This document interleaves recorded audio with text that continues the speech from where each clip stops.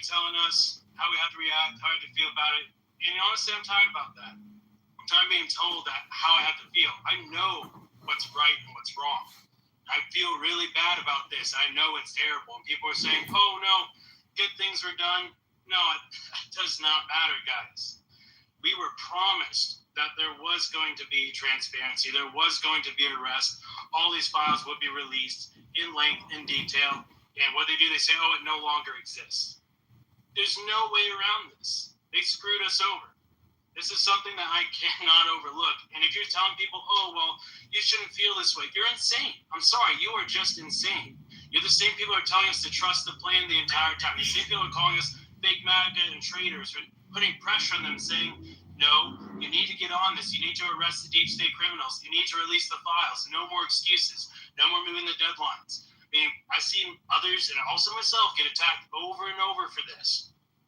And that's what happens. You're part of the trust the plan cult. This is what you get.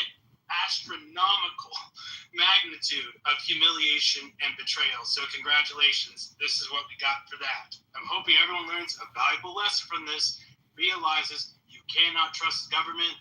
It's not just some little fun thing we say. No, you literally can never trust the government, and you have to put pressure on them to do the right thing and to get back on the right track. So, you know, as it goes with MAGA, I was hoping this would be like an America First movement, not just, you know, follow one man to hell or follow one man into this shit show. I'm hoping that, you know, now we can actually fight for things we believe in and not just say, okay, we're just going to trust whatever direction they go in, because Donald Trump, you know, this made it clear that he supports what the FBI and the DOJ did. He supports them not releasing the files, not arresting anyone, not giving us Jack, you know what.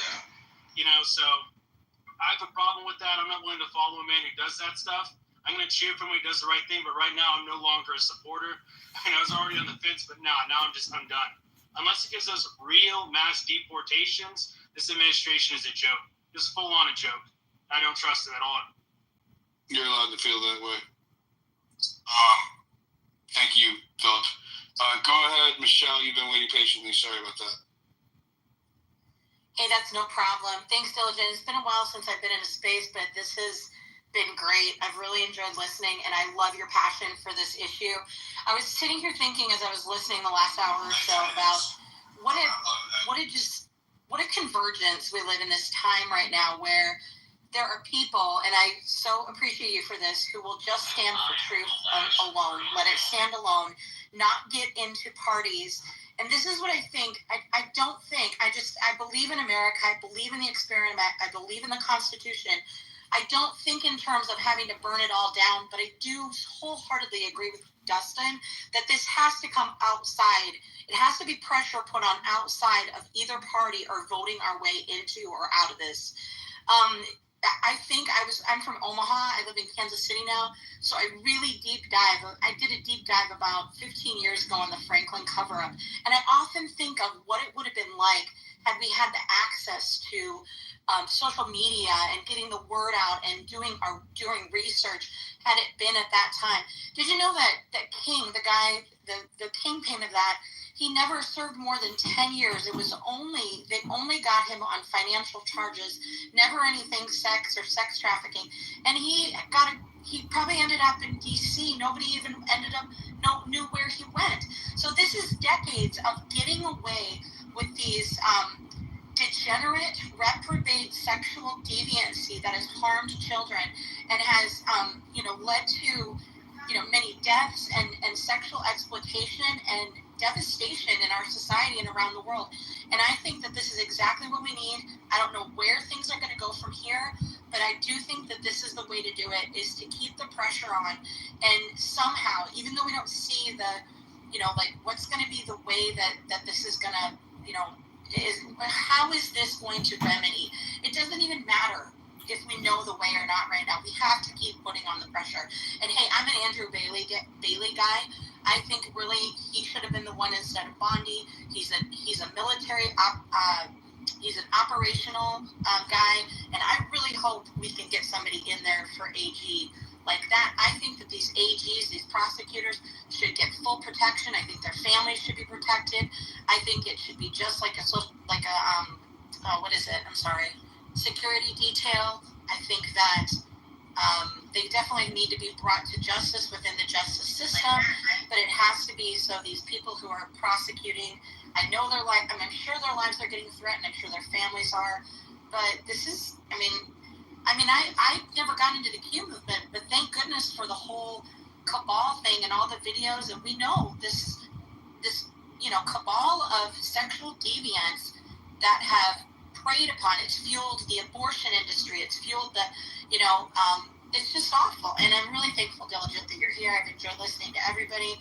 Millie, Chad, all of you guys. Dustin, thanks, guys. The Attorney General does have a security detail. Yeah, we know that. They all do. All the cabinet members do. Go ahead, Virgin. Hey, appreciate it. Yeah, I just wanted to kind of riff a little bit on what some others saying, Dustin in particular. And I think that there's kind of if you just kind of take a step back here and just look at reality and politics such as it is, and most of us have been in this sphere and commenting on this for the last few years. And I think there is an underlying, I always listen to, there's the people that are, delusionally optimistic. Oh yeah, Trump's going to give us everything. He's going to lead us into battle like Genghis Khan, and we're going to take everything back. And then there's the doomers that are like, oh, Trump is just a psyop to make us think that he's, he's just a psyop for the deep state, so that we think we're going to get stuff and we're not going to get anything. And I think the answer inevitably is somewhere in the middle, because politics is inevitably the art of you're trying to negotiate between the base and the supporters who elected you, and the voting blocks that put you in office, and the entrenched interests that, to one degree or another, are also their key supporters, right? And I think that what this reveals is, I don't think it means Trump is in on it.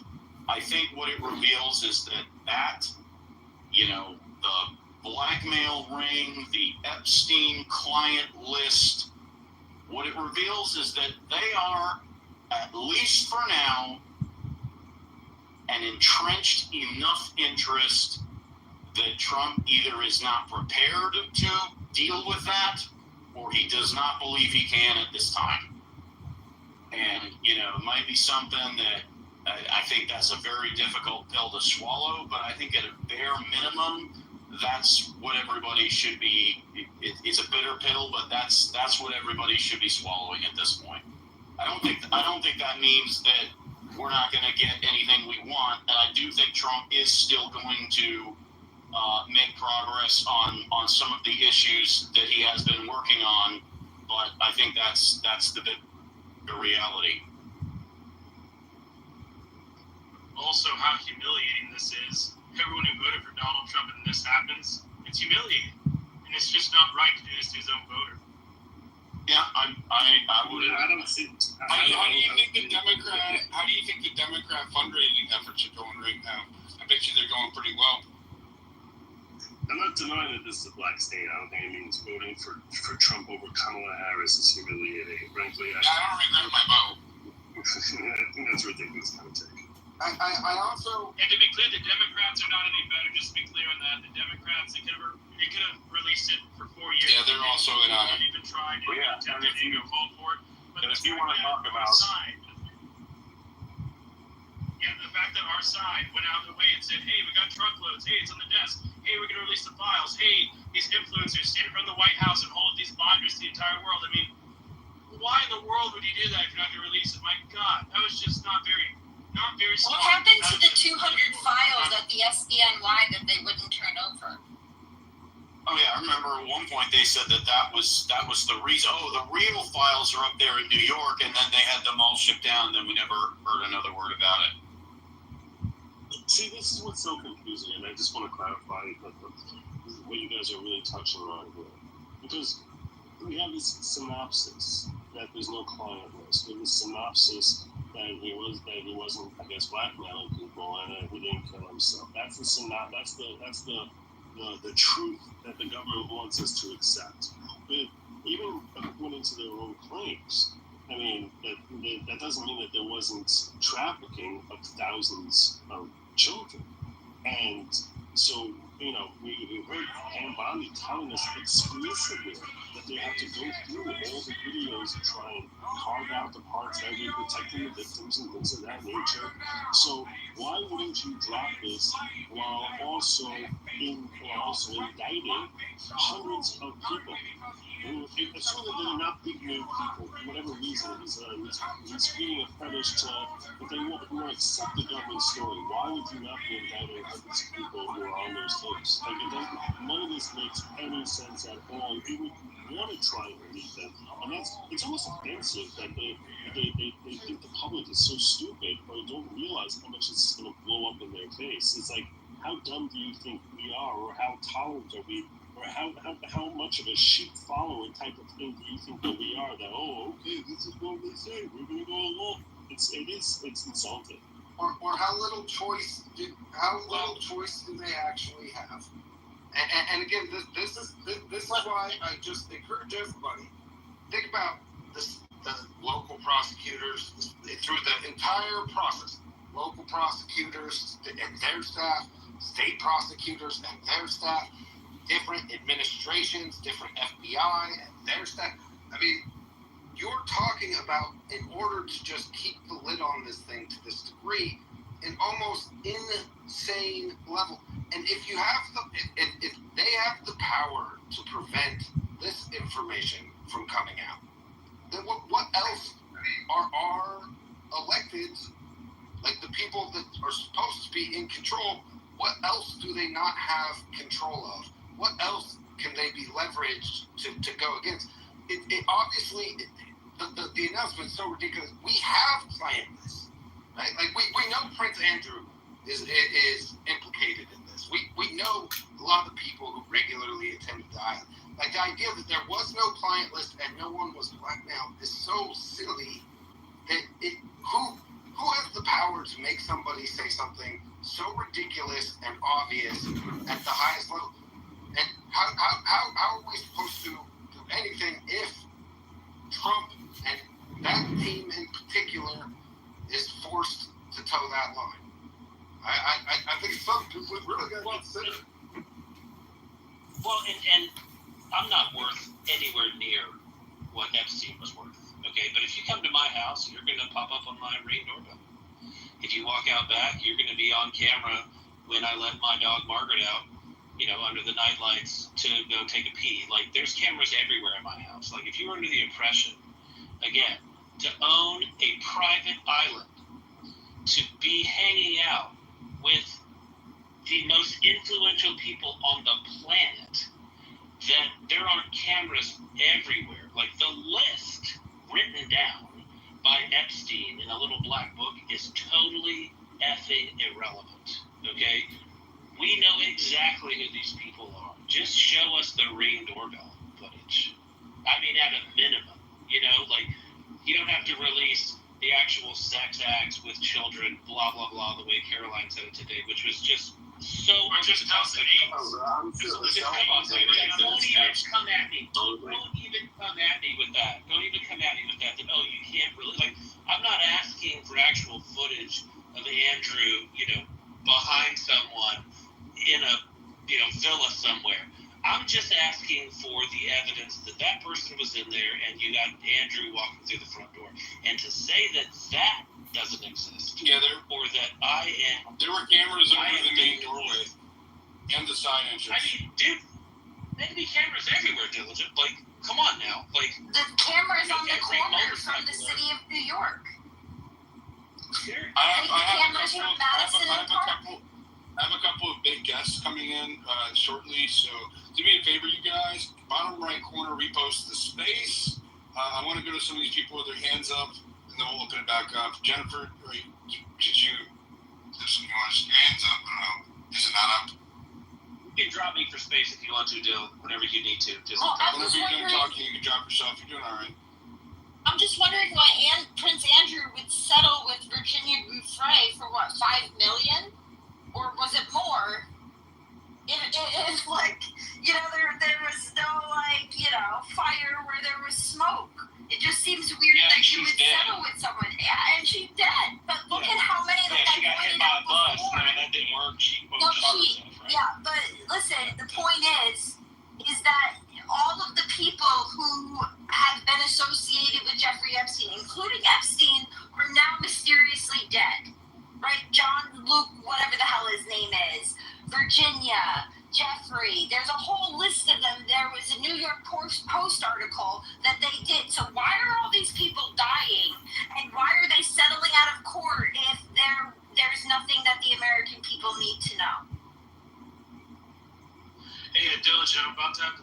just want to ask one question before I go. If that's okay.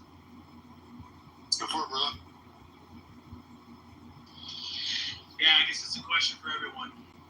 I really don't have it in my heart to be stained by this, like for the next 5 or 10 years or forever long. So, are we just going to accept this, or are we going to do something about it?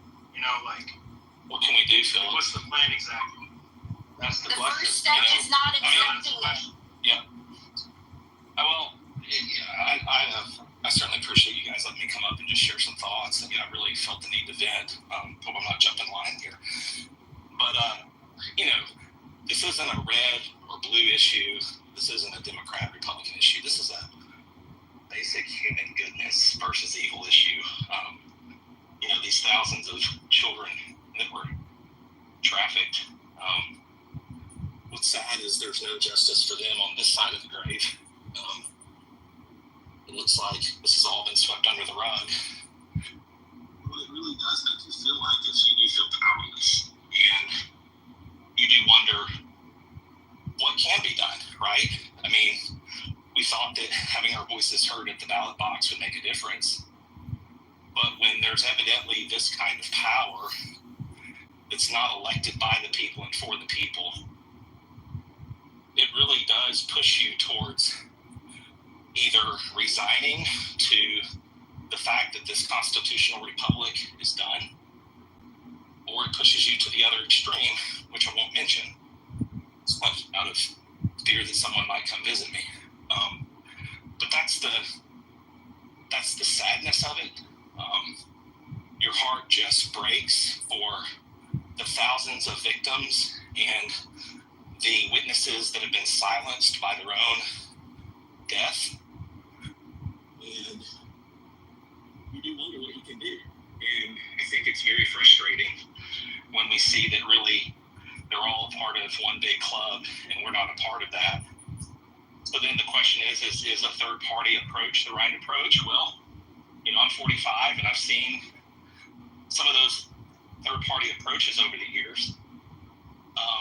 I would say that with the tools that we have today, there might be that opportunity to really organize. I don't know, but I'm just very heartbroken today. Well, quick question, Sugar. Yeah. Instead of having the third party run the general election, might be a way to have our third party run in the primary, the Republican primary. That way we could actually get our own hand-picked people to run the primary. Is that not even possible? No. You can't run in a primary for a party that you're not part of. I think what we have to do is we have to limit the terms on some level. We have to call a constitutional convention of the states, if that's even possible. Oh my God, hell no. You are not opening up the Constitution with the very idiots that are fucking us. Sorry. No. We're not going to turn this into an America party shilling faction. We're also not going to turn this into a convention of the states. It's already been declared, even by you, Dustin, that there's no way to vote your way out of this. It's operating under that premise. I would like to propose some real things that I think need to be done. Okay, what's the solution? No, it's not a fix. Your mic, Sugar. There is no magic silver bullet, don't get me wrong. However, we need to push the Overton's window. You need to demand that there are candidates that call for wholesale Bukele-style jailing of government officials at every level. We have to push what is mainstream and acceptable by moving the Overton's window and demanding extreme judicial and legal and criminal action against all kinds of people. And I think we started that a little bit, which is why we're so upset that we sent people in that we thought were going to do it. Our job is now to quadruple down on our demands of what any candidate says as far as how far they're willing to go and how many people they're willing to arrest in order to clean the system out. We have to push the Overton's window. If not a party, then maybe, Justin, like we discussed earlier, maybe we could start some type of group that, an unofficial party, but within the Republican Party that we can have run against. Oh, like MAGA? You mean like MAGA? Guys, Donald Trump has endorsed a bunch of people that were bad. All right, so I wouldn't say quite like that. Different. Like we ourselves, we would choose them. We would actually have control over it. Something different. Why not try it? What do we have to lose? How are you going to have control if you're not in an organized party? Okay, I have a solution to present. So a lot of times, if you want to hurt the politicians the most because you're pissed off at them, you got to do it with your wallet. Okay, these guys are always calling up asking for money. All these candidates are asking for money. The Republican Party asks for money, and then they sprinkle it around to the candidates that they choose. That system screws us every time. We need to, we could have like a PAC or something that vets and selects like good, actual patriotic candidates that we know aren't freaking bought off, and then they could endorse them and they could fundraise to that PAC or something, and then get behind those candidates individually. Or if you don't want to do it that way, you could just find the candidates individually and donate directly to them. But if you cut off the money supply to some of these other politicians and parties, that's going to hurt them the most. That's why I would say vote with your wallet. Yeah, I got to go. Diligent, thanks again for having me. And I really do think we should be willing to think outside the box on this, guys. I mean, seriously, isn't that how a lot of changes are made? Thinking outside the box, trying something a little bit different. I mean, if we fail, we fail. If we keep doing the same thing we do again and again, then we're definitely going to fail, right? So why not try something a little bit new? Because I really don't want anything like this to happen again, guys. I think outside of the box is the only way that we're going to be able to fix it, to be honest with you. Obviously, the levers and mechanisms within the system that we have available do not work. I think we can kind of... Yeah, when people don't do anything. Yeah, I think we Come on, can... we're talking about an apathetic electorate that doesn't go out there and do the job. It's what it is. I mean, it's just what it is. You can laugh all you want, Dustin. You know it better than anybody. I do. I mean, you know it, move the football. But at the end of the day, if people aren't willing to get out there and do it, it's not going to happen. Then the issue is partially the process, right? The fact that you can't get people to go do it means that there's an issue systemic. Again, this gets down to the systemic level, which is we have a massive issue. I don't believe that there's anyone we can vote. Like Donald Trump, Kash Patel, Dan Bongino. I mean, who are we supposed to go vote for that's going to go in and spend the kind of time reassuring us that they are focused on these issues, they believe in them, in long-form content, in short-form content, in their own content. I just, for me, I don't know that there's any, like, I don't know how we vote this out. We have to make people more afraid of the people than they're afraid of whatever is pushing them to make these kinds of decisions.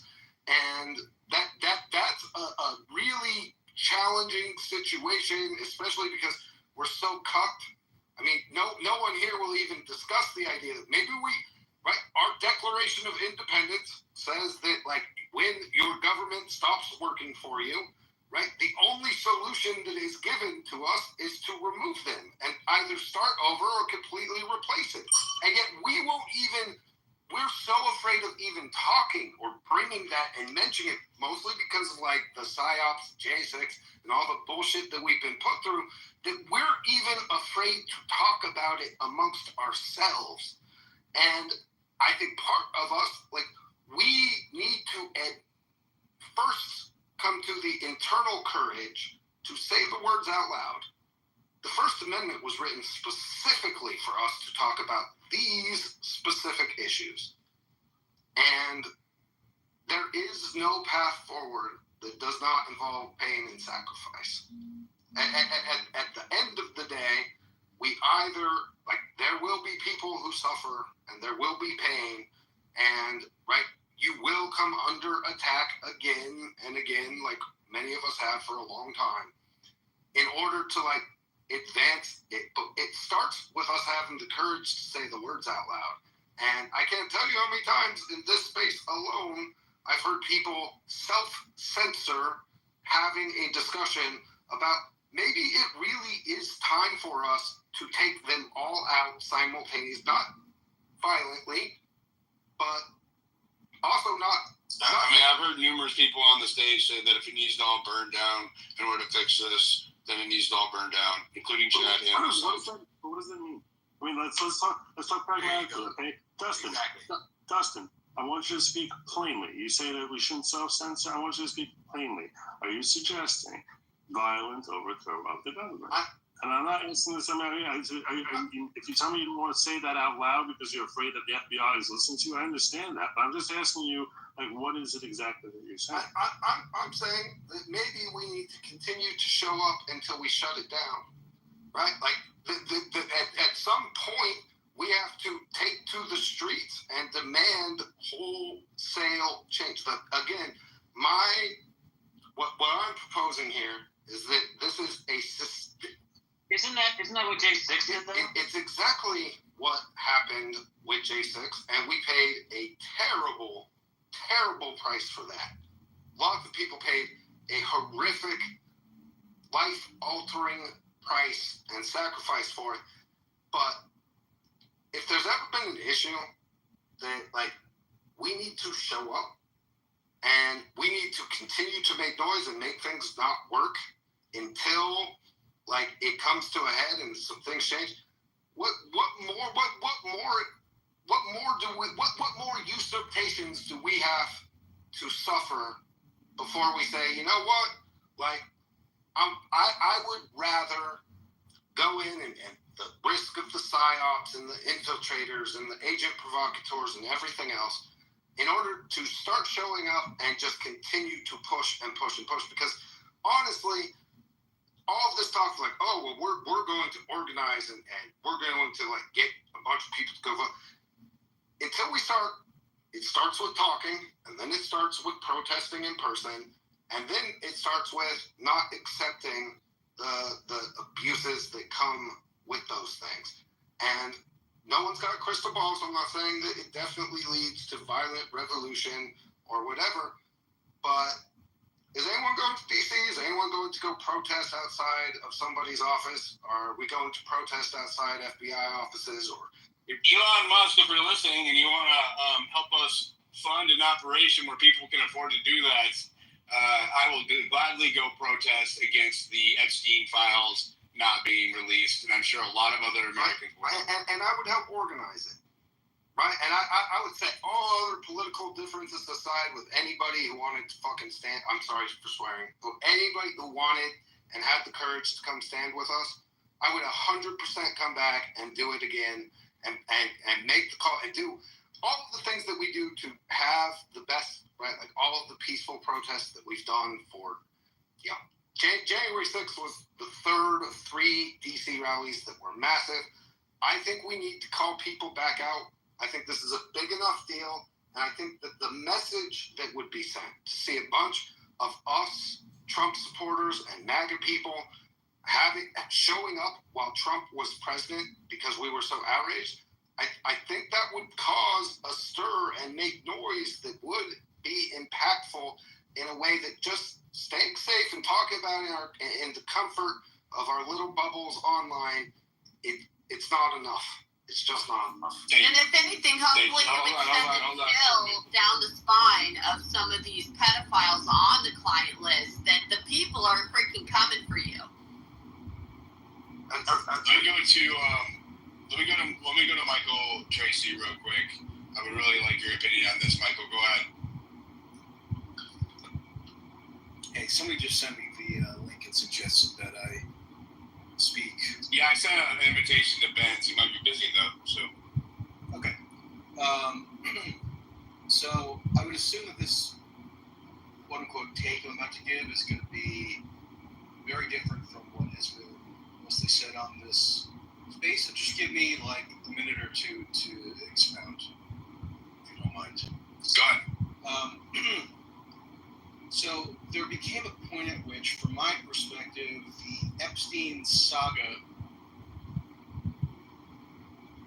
morphed into mythology more than something that was connected to reality. Now, am I defending Epstein? No, there is plenty of evidence that he was a dirtbag, that he procured young or underage or teenage girls for himself because of some weird fetish that he had, and most likely was guilty of a variety of criminal offenses stemming from that. However, the mythology stems from this assumption that's been so stridently believed for so long, especially on places like X and other online circles, that the Epstein saga must encompass a huge range of powerful people over whom Epstein had blackmail and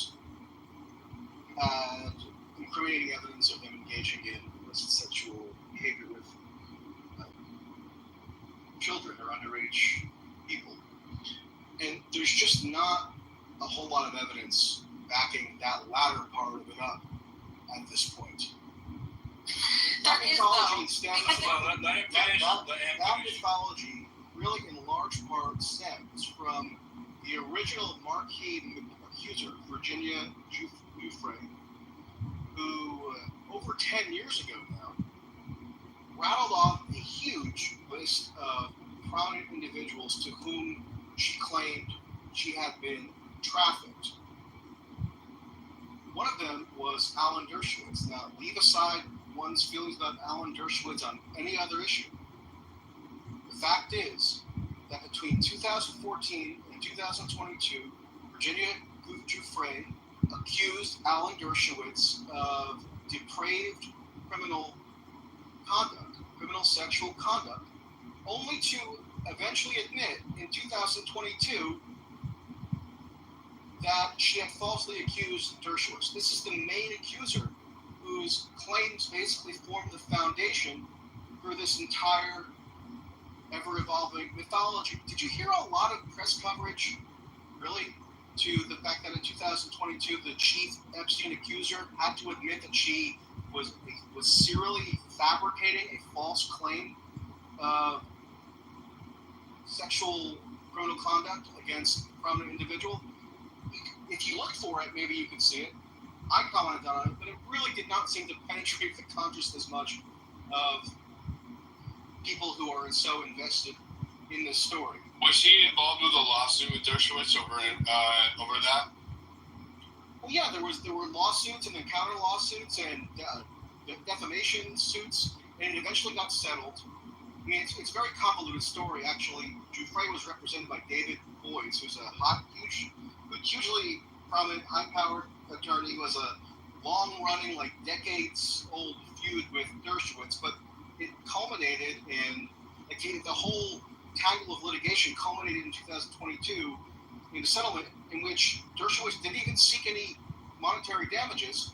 All he sought was an acknowledgement by Giuffre that the accusation against him was groundless, and he received it.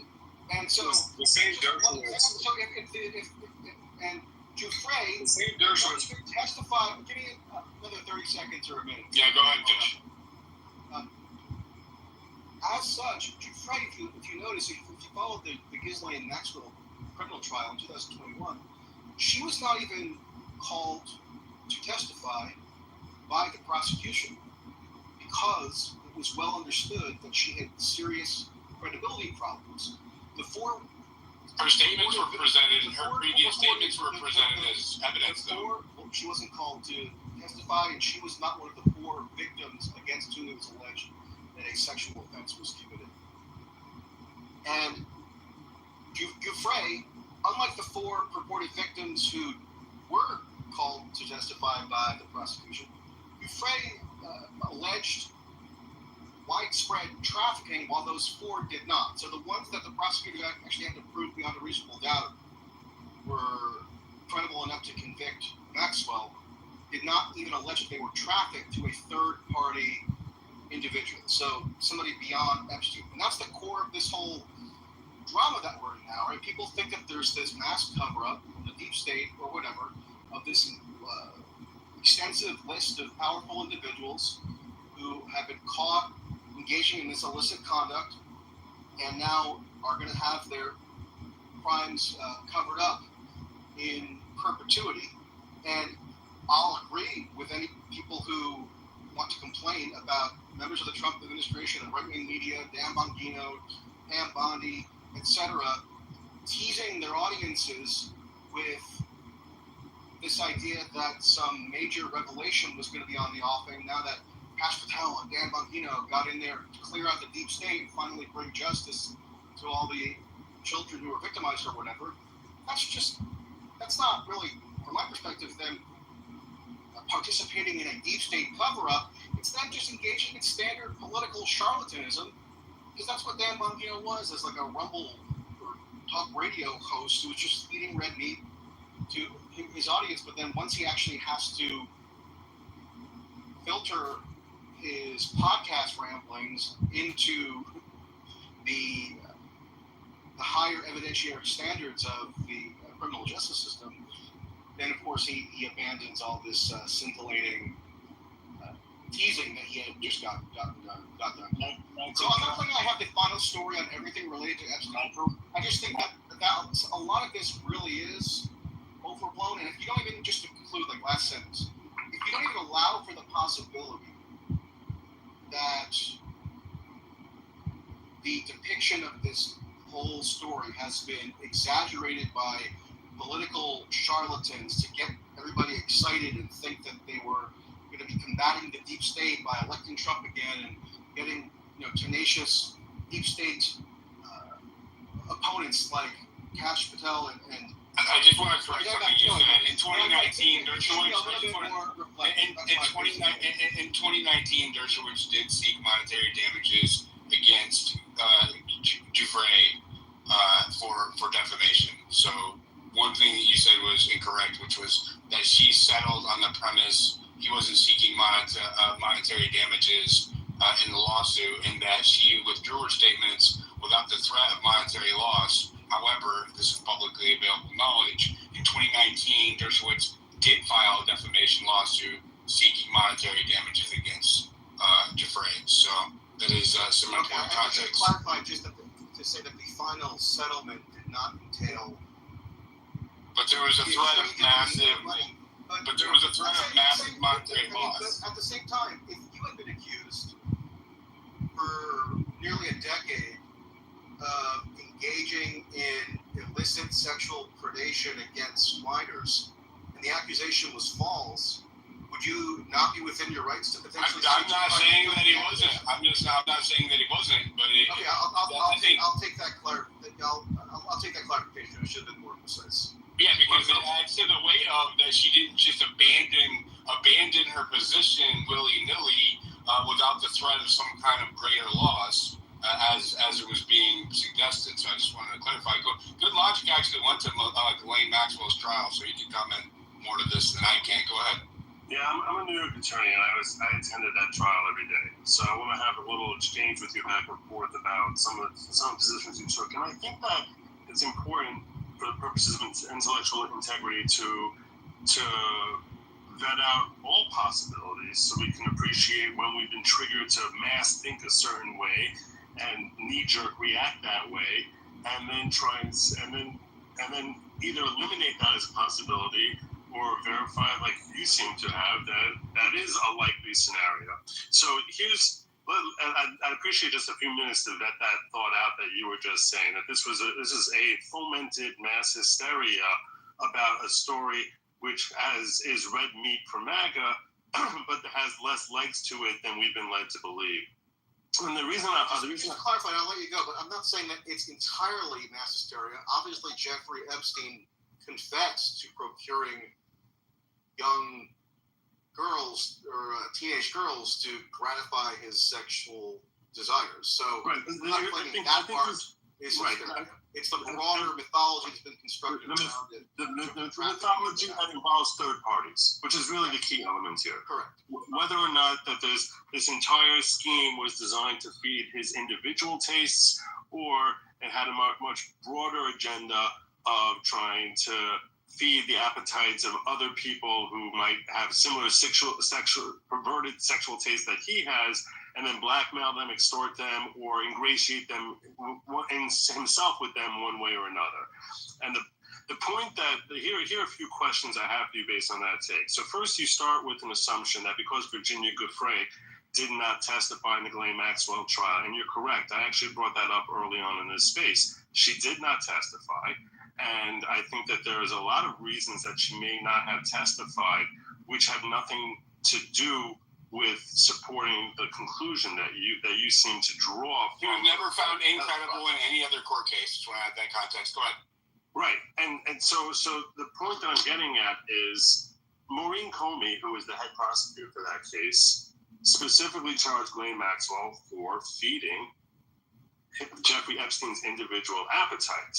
And once you frame the charges in that way, and you can make a case, and you would make the case, I would assume, that the reason she framed that is because that's what we have evidence of. We don't have evidence of other stuff that he's trying to feed the appetite of multiple people, but that he was simply she was working to feed his individual tastes.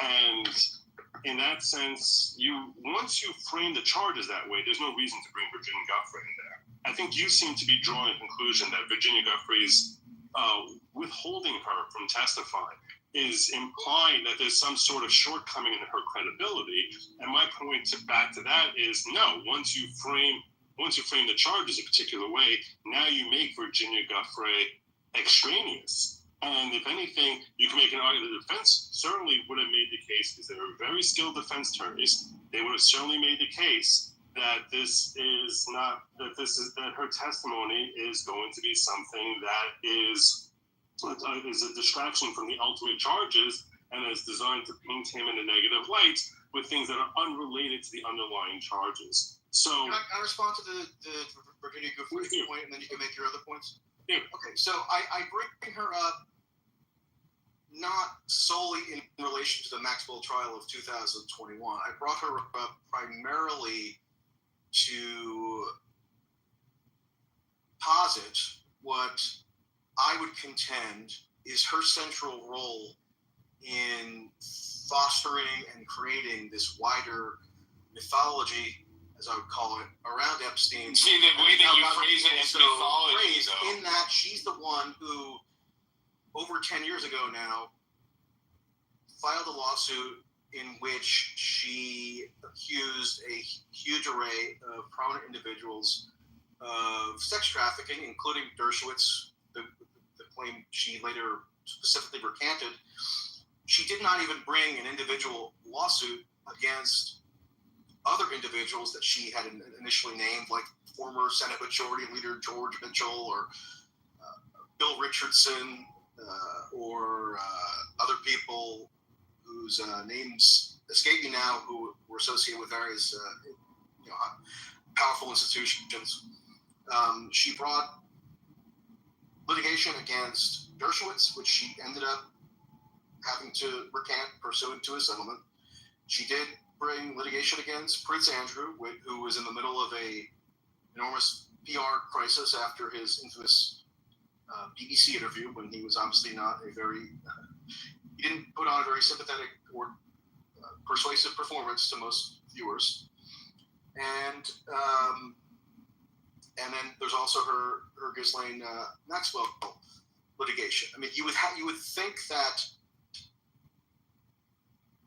her other accusations against a whole slew of powerful people to whom she claimed that she had been trafficked had been amply established by the factual record up to this point, given the knee-jerk reflex so many people have to assume that if the quote-unquote Epstein files are not being released as promised, that must mean that there's this huge universe of powerful people whose sexual depravities have been covered up by the Trump administration. And I just think that's not well founded in the factual. The way that you frame it, hold on. I want to push back on something you said. The way that you frame it as mythology completely undermines the possibility if there is any factual basis to it or not, right? You're not leaving the door open for potential evidence when you're framing it as something that's completely fabricated from beginning to end because it's based in a history that's long lost to us, right? That's the way you're framing it. Every last aspect of the Jeffrey Epstein story is literally fabricated, but things that have a core of truth to them can then take on mythological components over time as they get exaggerated and put into like a popular lore that's sort of divorced from So do you think that record. That's what do you think that Giuffre had the resources to take on all of these individuals that she named in this so-called network in lawsuits, by herself? Well, having David Boies as her lawyer is a pretty good resource, isn't it? And she was successful in many regards, correct? She succeeded against Prince Andrew. Yeah. So Prince Andrew settled with her quite extensively. Right. So like £12 million. So that actually shows right there were third parties involved, which counters what you were alleging earlier. Right. There's the Exactly. one third party that did settle was Prince Andrew. So why would you settle if you were innocent? If I were Prince Andrew's lawyer, I probably would have advised him to settle too. He has the royal family's frequenting that particular the Manhattan, the New York residence numerous times. He admitted that himself on a different occasion. Like in the context of all of that, that would actually show that she was credible in her statement, especially when you couple it with all the settlements, right? Like there's far more evidence. Hold on. There was two settlements. There was also a settlement with. There was numerous settlements from the estate as well as banking institutions on the condition that the parties who settled with did not come forward and identify themselves. You don't know that she wasn't one of them, right? We do know publicly there was one settlement, but there's also other settlements that occurred where the parties involved weren't named under a non-disclosure agreement. Okay, can we agree on that? I'm talking about third-party individuals whom she claimed she was trafficked to. Correlating evidence that supported her claim. Can we agree on that? Can I Well, I mean, can I ask you, like, the fact that she, after 8 years, she finally conceded that she had falsely accused Dershowitz, one of the two people, the two third-party individuals she brought a lawsuit against, claiming she had been trafficked to him. Does that not cut against her credibility at all? It couldn't have been that she just didn't have the evidence making a statement in settlement retracting because she essentially lost the case. Well, yeah, I mean, unfortunately, you need but that doesn't necessarily mean that it didn't happen, does it? I can Well, she admitted that she had falsely accused him for 8 years, so that's as close to an admission that didn't happen as you can get within the system.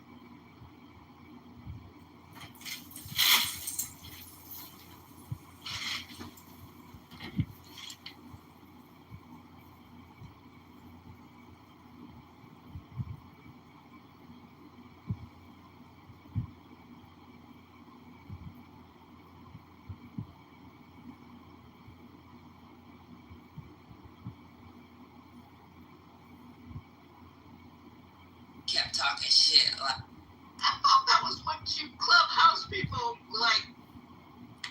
so I dropped him in the group. And with Philip, he went and explained it. Then I let him come back up. Now, in the beginning, I said, Google what you're talking about at least before you come up here talking crazy. And when I dropped him, and then I brought him back up, and I brought up the cheeseburgers and eating a bar of candy every day. So those are the 10 things we've discussed so far. Do you have any thoughts that you want to contribute or add to that? No, I think as a broad outline, that's pretty good, Alan.